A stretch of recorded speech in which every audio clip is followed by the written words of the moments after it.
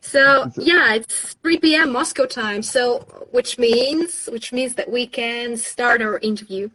So well, hello Yes. everybody. Hello.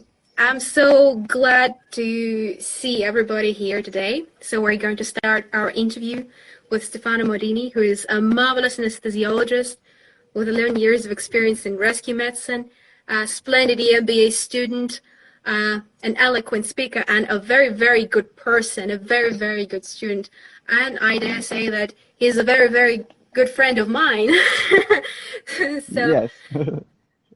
yeah, so I'm very, That's very fun to happy to listen. see you. Yeah, and I hope that our today conversation will be interesting and fruitful. So I think we can move on to questions, right? Yes. Thank you very much for the introduction. Really appreciate it. Nice. So Thank you. thank you for being here today with us. Of Thank you very course. much. Cool. Well, today the world is focused on solving one big problem. And I think that you have already guessed that we're going to talk about the coronavirus pandemic. So Yes. as COVID-19, spreads around the globe, well, many governments impose quarantines and travel bans on an unprecedented scale. In many countries of the world, people are still in self-quarantine.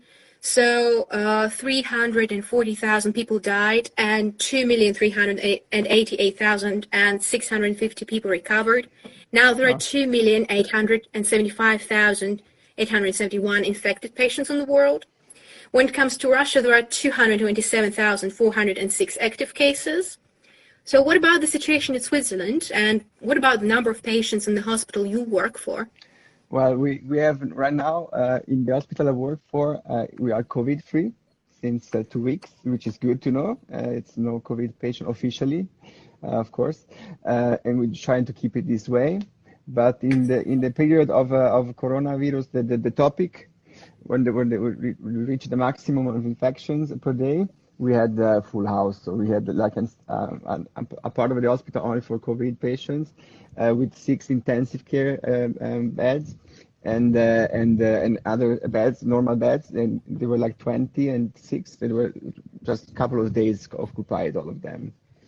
And but actively the number I cannot say right now. I don't know exactly the number, but I know that in Switzerland right now we have 1,900 deaths and confirmed cases is over 30,000 cases. So yeah, in the small country is a lot. So yeah.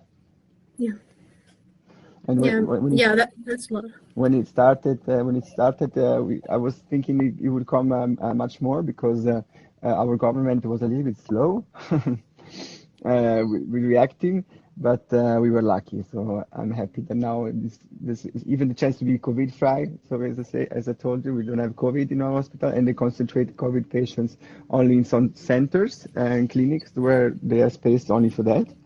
And in case it explodes again, a second wave, third wave, or whatever, we have just to be prepared in 24 hours to change it back to the COVID setting. So it's for us a lot of stress as well. So we have to be flexible, very flexible.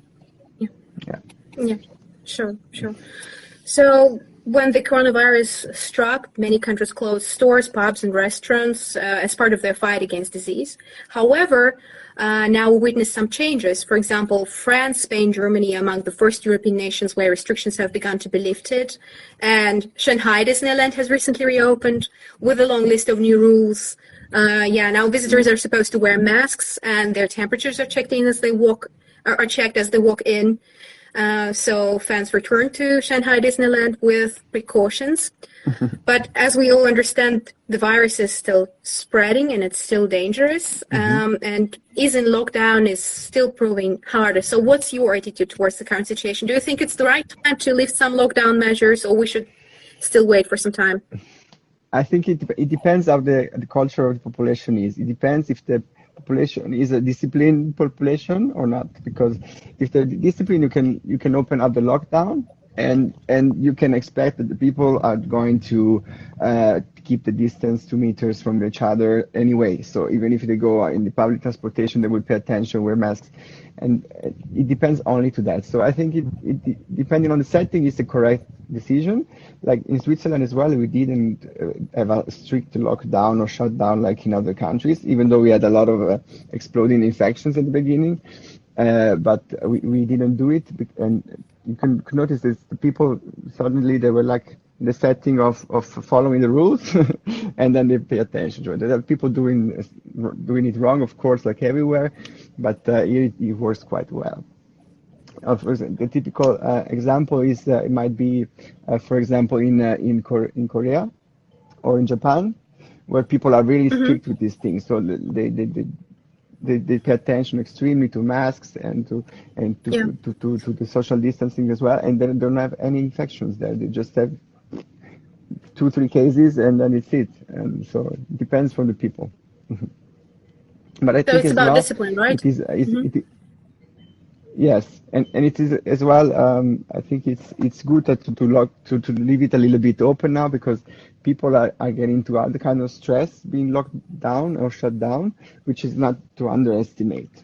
Like psychological stress, for example. Yeah, there's a lot of stress, or a situation where there is violence in the couples. Is just exploding the number of cases, for example. So it's good maybe to leave the people out again a little bit more. Yeah. Yeah. Yeah. So, are there people in Switzerland who are reluctant to wear masks? I mean, are there any people who violate the coronavirus protection measures? And what do you think about such people? Well, have you met any people like this? Can you repeat the question again? Sorry, I didn't understand this one. Have you ever met people in Switzerland who violate these measures, the coronavirus protection measures? Some people who do not wear masks, or yes, there's plenty of people doing that. There's like everywhere. So we're disciplined maybe in a certain way, but not always. So I saw a lot of people not doing correct things. I mean, there are things that you can do that are dangerous, and others that you can do that have such huge consequences. But for example, now we have the obligation. They tell us we should wear masks when we go inside public transportations, and nobody does it. Nobody. But they try to keep distance from each other still. So it's a little bit a mix of respect and yeah. People are slowly, I have the feeling, but it's just feeling. There's nothing data, nothing objective. But I have the feeling that starting to have enough of these things, and they start to get rebellic. How you say so? Rebellic. Yeah. Rebel. Good idea. Rebel. Yeah. I'm sorry. Yeah. So it's yeah. And so from the beginning, there are people doing these things, but they won't change a lot. If the majority of people stay correct, then it's going to be not a problem. Yeah. There are some people who dismiss COVID-19 as sniffles, so they believe that COVID-19 is not dangerous at all. And that's why they are against lockdown measures, because they believe that it's not dangerous. So what do you think about such people? So what would you say that it's a dangerous virus? Because there are some people who believe that it's not dangerous. It's like, I don't know, like... What should I say? There are people still talking that the normal influenza is more dangerous and causes more death. Yeah. It's already passed, so it's not true anymore. So Corona wins. Corona influenza 1 to 0. So it wins. Corona is much more dangerous. And well, not for a population like me and you, just particularly for people already over 60 now, they say, not necessarily like they say before over 70, 80, but it can be already 60 with other diseases like blood pressure, high blood pressure, blood sugar disease and stuff like this. If you combine it with the corona, then you have a very high risk of landing on an intensive care, and you don't want that, because when you land on an intensive care station, the mortality is very high. It's really, really high. It's like 80% or And I can tell I was working in the, I just had to build with my team a new intensive care just for them, and then I worked there all the time during the last weeks. I was doing shifts in the intensive care for COVID, and they're really intense patients. I never saw treated a lot of sepsis patients, so patients with inflammatory diseases, but I never saw people staying so long in such a really bad status. It was not good. It's not good. So stop believing that it's dangerous. It's very dangerous. Yeah. Yeah. There are some people who say that they are deprived of their rights because of lockdown. For example, they want to go out, they want to walk everywhere, they want to go to shops without wearing medical masks, and they are not allowed to enter shops if they don't have any masks. And when they are not allowed to enter shops, they believe that they are deprived of their rights. So, do you think that such behavior is right? So do you think it's the right way to protect your own rights? And where is this borderline between protecting your rights and following the rules that are necessary to curb this virus? Well, the thing is that the people need to understand one thing. It's just this coronavirus is not a local thing, or it's not a invasion of our rights, what we're doing now, because we don't have a lot of rights right now, because it's a global thing. It's one pandemic. It's just inflicting everybody. So, and it's global. And if you just think that you feel restrained in your rights, so just because you cannot go out or do whatever you want for 2 weeks, that's just very egoistic. These people should be punished. No, okay. It's not good. It's not good. It's a toxic way of thinking. It's not good. Yeah. Yeah. Well, personally, I agree with your point of view. Just completely agree with your point of view. So now national leaders like to talk about COVID-19 and the struggle against this virus as a war. And mostly it's a very beautiful metaphor, but they are right. I mean, public borrowing is expected to skyrocket. The USA is set to run a deficit of 15% of GDP this year. The IMF says gross government debt will rise by $6 trillion to $66 trillion at the end of this year. So what implications will the worldwide spread of the coronavirus have for our careers and economies, in your opinion? Well, you're asking a doctor something very complex. No, well, but I'm joking. Well, about economics, I'm very curious because it's of course it's a crisis, and we know that. But it's interesting because I asked some finance people from INSEAD as well that I know. What's going to be the future? How does it look like? And even the experts there, they don't have a clue. They're just totally clueless. So it's still everything is quite open.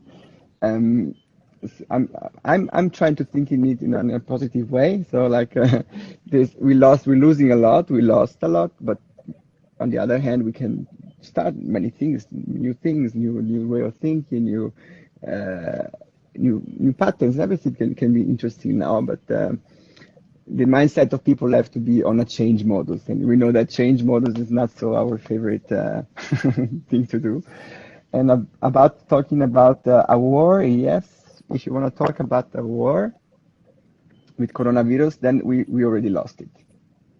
Because we lost it from the beginning, because we spent too much money investing in military, in big weapons, in big ships, big that, and in the end is what's dangerous for us, and it's not a human being. The danger is just a tiny little thing. For that we didn't invest, and we were not prepared. So even though we could be better prepared, so maybe I hope that this lost war gonna make us learn something. Yeah, absolutely agree with you. So we all know that you are an anesthesiologist, but not all people have a good understanding of what anesthesiologists do every day. So could you just describe your typical day at work? How does it look like? Well, it starts quite early. It starts at 7 a.m. And usually as an anesthesiologist, I'm a consultant. As a consultant anesthesiologist, you're responsible for different theaters, operation room theaters, just like usually 2 or 3, or can be more depending on the hospital. And so you have your direct reports, usually are nurses, specialized nurses, or resident doctors. They do the anesthesia for the patients. But the critical moment, like beginning and ending of the operation room, there's always a consultant there helping and checking that everything goes the right way, of course, and fast enough and in an economical, good way as well, but in a safe and high qualitative way. And also, we're responsible for everything that around the operation room. By the way, I'm happy you asking me this question because sometimes it's frustrating that nobody knows what anesthesiologists do, and they only remember the surgeon. So it's good to talk about a little bit of my job. And well, and anesthesiologists are responsible for everything that's around the operation room. So let's say when you come as a patient with an injured patient to the hospital, you need a medical doctor outside in the ambulance, and we do that. So anesthesiologists are usually those guys going out on the ambulance, on a helicopter, for example.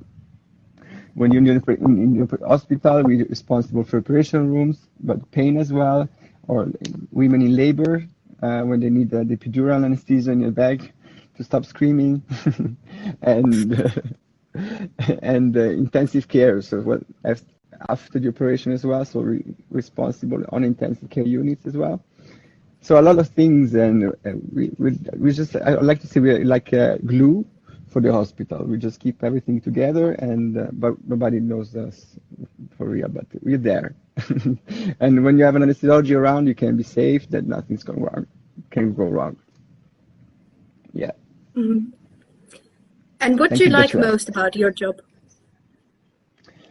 Well, what I like about my job is anesthesiology is a really bright field. So you have to be aware of everything of medicine and stay updated, or else you don't understand what you're doing. And you have to know a lot of things of surgery, a lot of things of medical dermatology, of everything. You have to be always updated.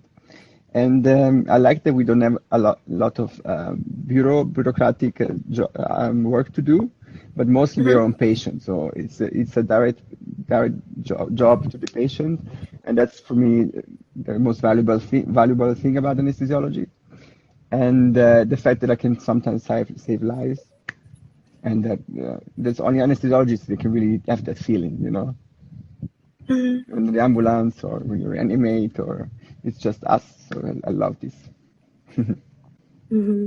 Of course. Well, thank you very much for answering this question. And yeah, and you're welcome. You just told me that you thanked me for the previous question. So yeah, just yeah, that's cool. Yeah, that's cool. I appreciate it very much.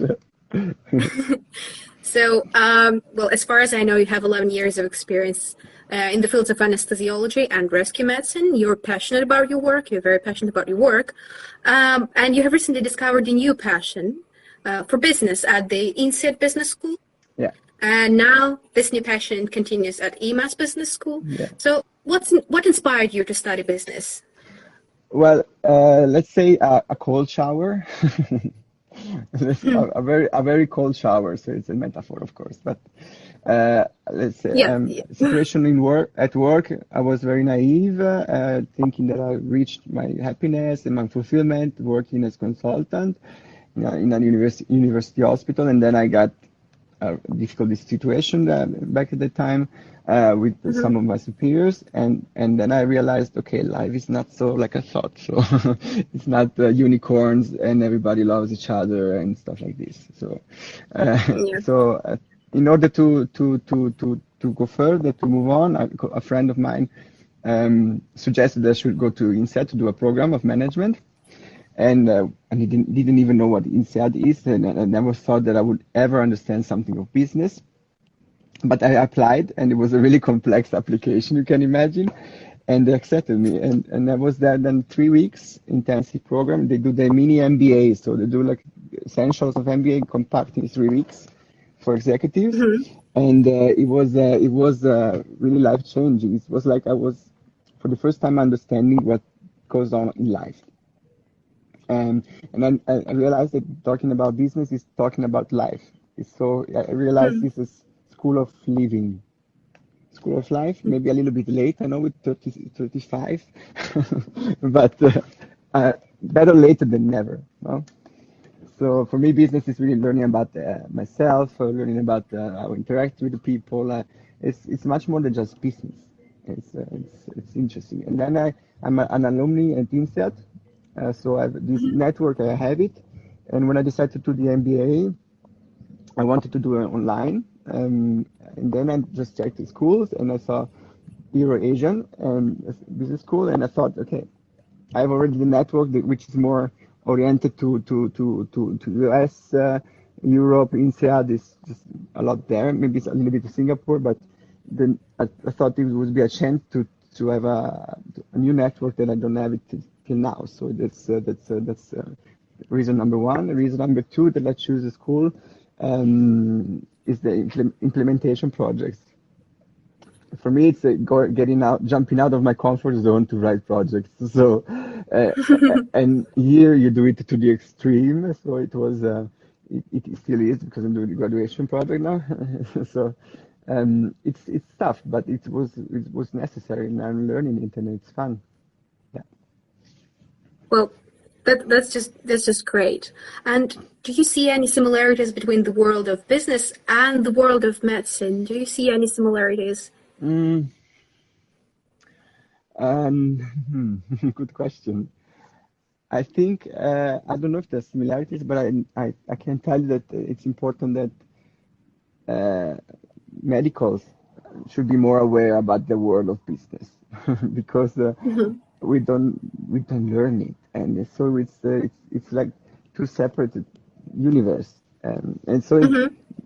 They have similarities for sure. They are together. They need each other, of course. But it's important for the people working there to realize it and realize what's going on in the business. Yes, and this is something that I would like to change in the future, or try to change it. But I don't know if I make it. But it's one of the goals I have. Why should doctors acquire business skills? Should they acquire any soft skills or something like this?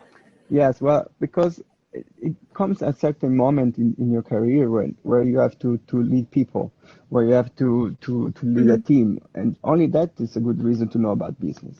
Because when you lead people, you have to have an idea what you're doing. A little bit of management and leadership knowledge is, I think, necessary. And most of medicals, if you ask what is leadership, they don't know what it is.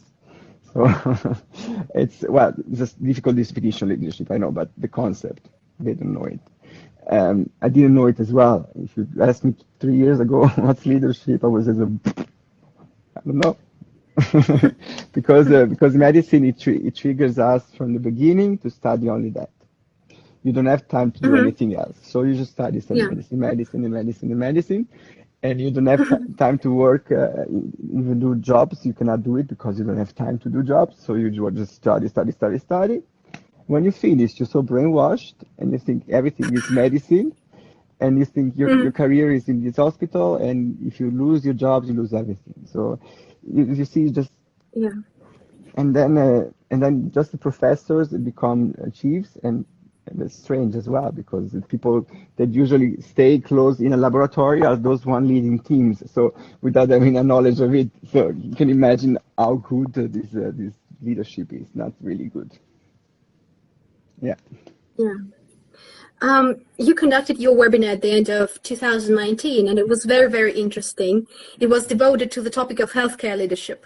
Yeah. So this question is connected to the previous two questions. So we have already discussed why it's important for a doctor to develop leadership skills. And what characteristics should every healthcare leader possess, in your opinion?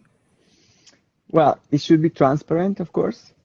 That's very important. It should be able to show compassion and this human side for the patients. It should be really able to do that, but at the same time to be a strong leader and take difficult decisions when it's necessary, and flexibility. A lot of flexibility is necessary, which is there's a lot of lack of it right now, I have the feeling.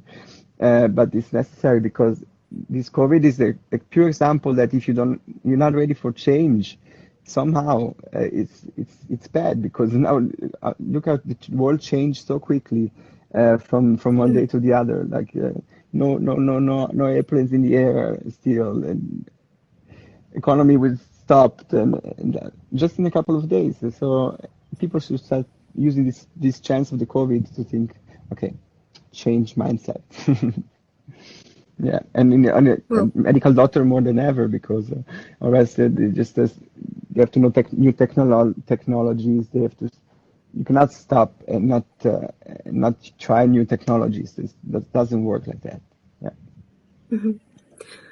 Well, then I have got one more question connected with the topic of leadership in general, with the concept of leadership.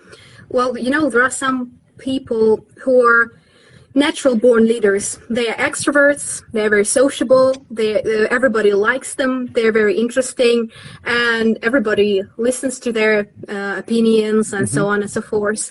And there are some people who are introverts, or they are kind of withdrawn, but they're very, very smart, they read a lot and so on and so forth. So do you think it's possible to teach everybody how to become a leader? Or for example, some people believe that they do not have any talent for learning foreign languages. Is it like this with the concept of leadership? Can anybody become a leader or not? Well, if you want to see it really on this way, probably yes. But it's a question: how long does it take this person that it doesn't have the quality, let's say natural quality? How long does it take to learn it? So there are people that make it with training and teaching, but other they just don't, because it just takes too long. So I think that's not theoretically yes, but practically no. And so it's a nice question that you ask, because I'm introverted. You wouldn't say that, but I am. Like extremely introverted, but I still have this alpha dog. So I like to lead the teams, and it suits me, and my nature. So I try to learn how to use my extroversion a little bit at work that I don't have. So show extroverted side of me, and yes, it's interesting. It's learnable. You can learn it, yes, but depend on the person. Yeah. Yeah. This is very good to hear that, because personally I feel that I'm also kind of an introvert, so like but there are some like ambiverts, like people who combine the features of extroverts and introverts.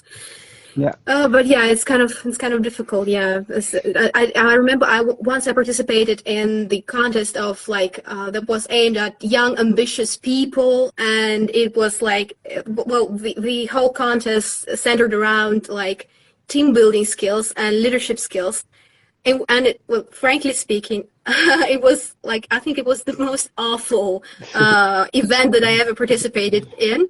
Because imagine you are surrounded by a lot of ambitious people. Well, they at least they think they're ambitious, and most of them think that leadership is about like pressurizing other people around you, shouting at them, being the loudest person in the group. And it was like, when everything was over, I was like, I didn't want to talk to anybody, because I was so tired, because they were very, very energetic. They were trying to emanate this energy in this world to show everybody that they were leaders and so on. So they thought that leadership was about this. So do you think that leadership is about being the loudest person in the group? No. It sometimes helps, but it's not so. No, it doesn't work so. No, it doesn't work so. It's a lot of it is very natural. It's just like animals. Animals, they feel with the leader, and they feel the following point, dot, no discussion, and the same happens between us. We don't notice exactly the patterns, but it happens. So, and for you, I wanted to talk about an example that I have right now at work. In hospital we have a lot old school set minds. So like hierarchical systems that they're scared of promote good people, young people that are good because they're scared of their own position. So they just promote people that are adapting in a not authentical way. And that's a big problem because you see this very often these people that don't have skills for leadership, but they get promoted because they're just comfortable for the superiors. So it's something that really has to change, and I would love to have like to see more leaders, more chiefs able to say to these persons like, sorry, but you don't have the skills you don't have the quality to lead people. Sorry, leave it, or try this program and we see again later on, but leave it now, because it's more honest. It's more honest, but it's more productive and more truthful, for the future as well. Yeah. Okay. And how would you personally define leadership? Like, what is it? I think, I know that's a very complex. I jump from the balcony now.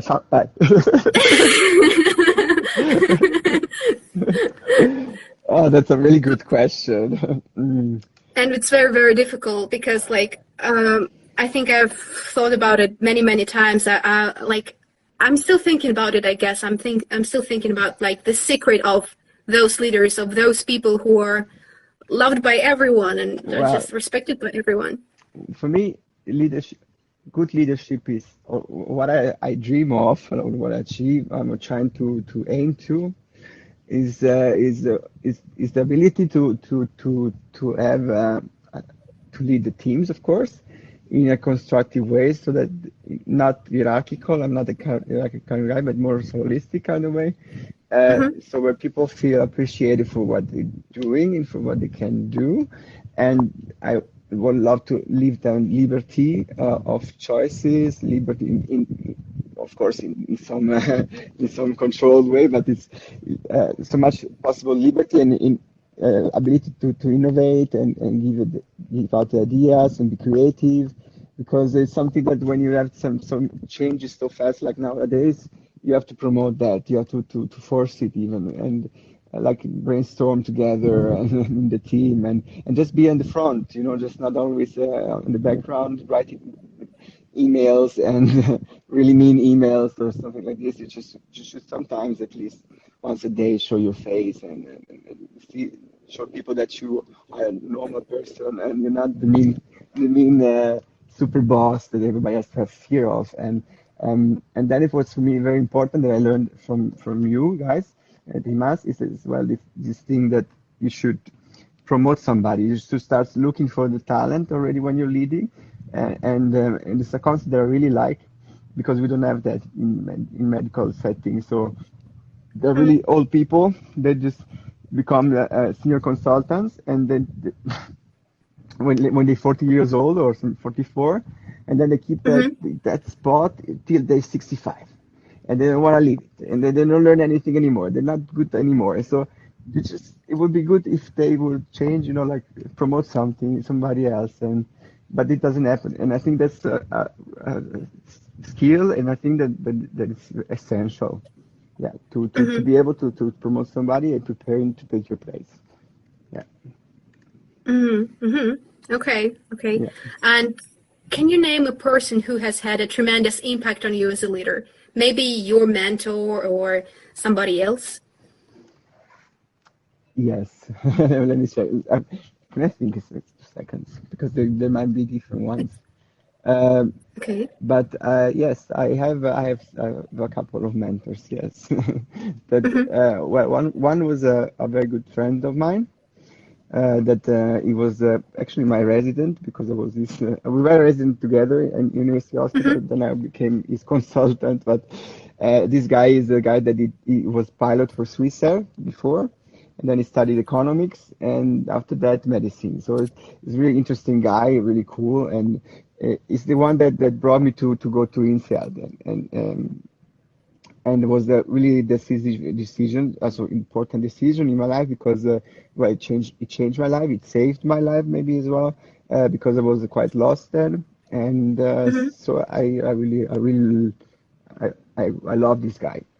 Just it's really, I appreciate this friendship so much. And then, as well on the women's side, I have different ones.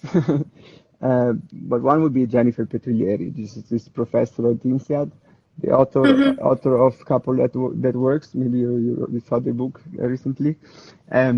She's amazing. She's really cool. She was the director of the program there, and I saw many professors in my life, but this one, she says something to you, and it's just inside your brain's written, and you cannot leave it anymore.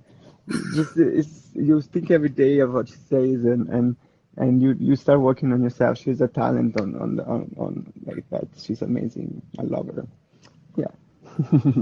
That's amazing. That's just amazing. Yeah, she's really Now cool. I'd like to talk about coaching, because you got a coaching certificate in 2019. Yeah. So can we say that you are a life coach, a personal coach, or More what term is more preferable? More executive coach. So Executive coach. yeah, more executive coach. Yes, it's like just in people at work that they're maybe not motivated anymore, or not productive anymore, or people that don't know what they want to do of their career, their life. There is the place where you can start working. But of course, life coach is similar things. It's not, if you can do one executive coach, you can probably do as well life coach. So. As far as I understand, there are different specializations of coaches. You can help people with their career or with their life. Some coaches help people with their personal issues. Yeah. So you help people with their careers, right? Yeah. Executive coaches help people with their careers. Or taking decisions, or difficult decisions that they don't know at work. That's where you can help the most. Yes. Yeah.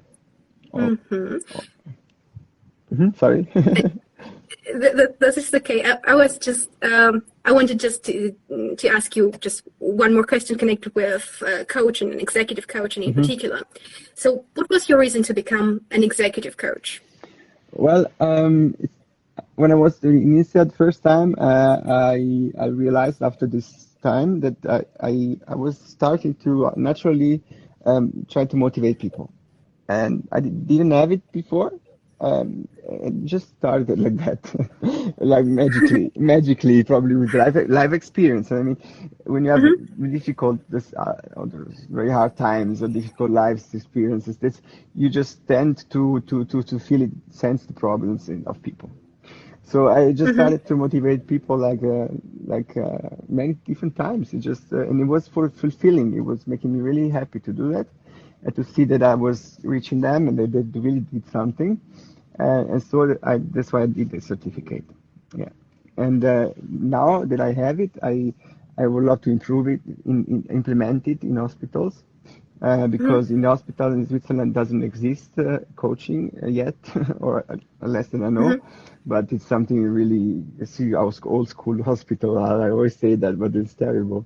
And it's, instead of coaching, we still use bullying out. So, and I think it would be more modern and productive to do coaching, but I don't know. It's still not there in the mindset of people. I'm gonna try to do that. I'm gonna try to change it. Ready to fight. I'm smiling now because I just remembered the first time I met you last year, and we spent a lot of time together. And I just remembered when I was just nervous about something. I was just trying to do something or something like this, and you looked at me and told me that you asked me why. Are you so nervous about something? Like, do you always behave like this? Actually, I always behave like this. And I was just amazed. We spent only a couple of days or a day together, and you immediately identified my weakness. That I'm so I'm so nervous about different things connected with work, and that it's meaningless to be so nervous, it's not productive, and you immediately identified this weak point of mine, and it was just Wow. It was just amazing. That's why I'm smiling right now, because like, It was a coaching session of 2 days or 3 days with you, like all day long. yeah, I was just yeah, continuing it. No, that was good. That yeah. was good. I really appreciate it because you have talent, darling. You know that. Thanks. So Thanks. you Thanks. deserve it. Can you maybe can you tell us briefly about some techniques of executive coaching, or it's classified information and you're not supposed to tell No, no, anybody no, no, about no. these Well, techniques? we use. I learned to use this psychodynamic a system, which is a school of coaching, which is it looks for three different aspects of the person. So the aspect of the person is a persona in his family, in his private life, so private. Then is his role in this job. So because we play a role, we work, we're not necessarily ourselves. So we just play a role because we want the career, we have interest, and something like this. And then is the part of the organization, no? Mm-hmm. If you move around these points, the more as much as you can, then you get a big picture of the person. You can start motivating or look where is the point of pain, and then just work there. It's important when you do coaching that you don't give advice too much or at all. Yeah, giving advice is actually bad in coaching. It's about being curious, very curious, and able to listen. So let people talk, just talk, and then when you sense a feeling, you just grab it, and then you just grab it, you detect it, and you just go there and just follow that feeling, what's going on there, and then in the end it just comes out of it, and the people start just talking about it, start to realize things, and then and you don't shouldn't give advice because the solution comes from the clients themselves, so never from the coach. Yeah, Yeah. that would be Well, mentoring. this is very, very interesting. I mean, like I believe that as an executive coach, you're supposed to know a lot of human psychology, right? Or like some basics of Well, things. let's say of we it's important that when you coach as well you don't mix it with the psychoanalysis or psychotherapy, so Mm-hmm. because it gets dangerous then, but Mm.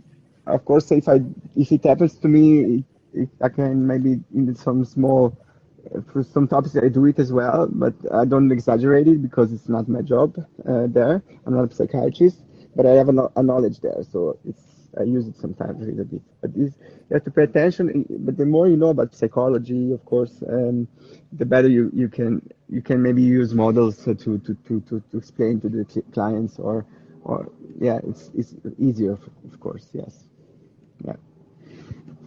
The more knowledge you have there, the easier. Mm-hmm. Well, that is very, very interesting. Well, now our interview is almost over, but I've got a surprise for you. What? I want to, yeah, yes, yes, I yes. jump again. I As jump again. Okay. no, no. I'd like to play a game with you. I called it random question time. Okay. So, yeah. So I have 5 different categories. Could you pick a number on the scale of 1 to 5? Any number. 3. 3. Okay. Now, yeah. Could you do this once again? So, could you pick like a number on the scale of 1 to 5? 5. Okay. Here we've I'm got the scared. following. Yeah, this is like this game is called random question time because well, I've got some questions about your preferences, some like connected with movies, books, and so on, and they are combined within some categories. And you just pick the following question Okay. for yourself. So, what is your favorite movie? Well,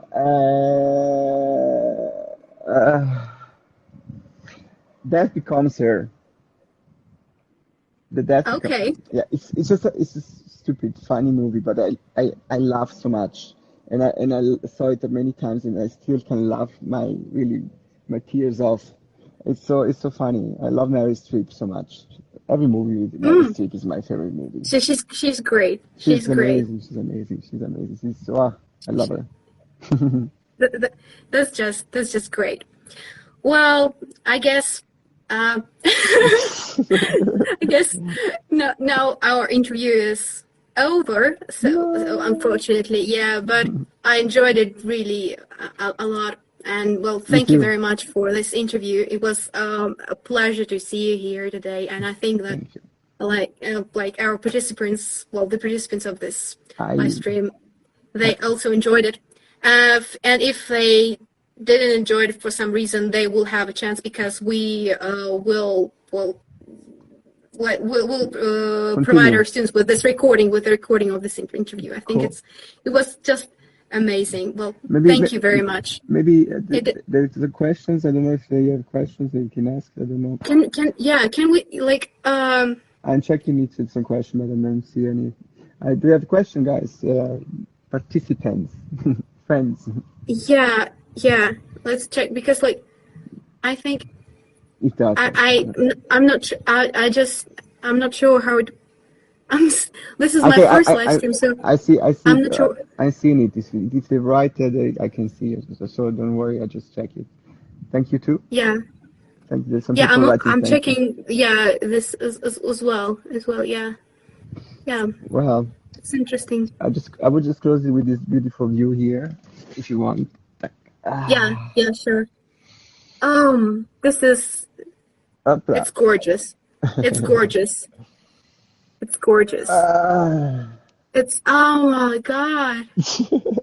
It's it's very, very beautiful. Yes, it is.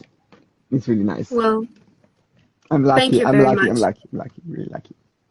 Yeah, you're. So it means so much for me. I'm so happy that you have agreed to participate in this interview. So thank you very much. Thank you for being the first for your interviewees. It was fun. I loved it. Yeah.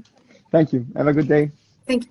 Have a nice day. Thank you very much. I see you soon. Ciao, Bella. Ciao. Have a good time. Bye. Ciao. Bye. Thank you very much. Bye.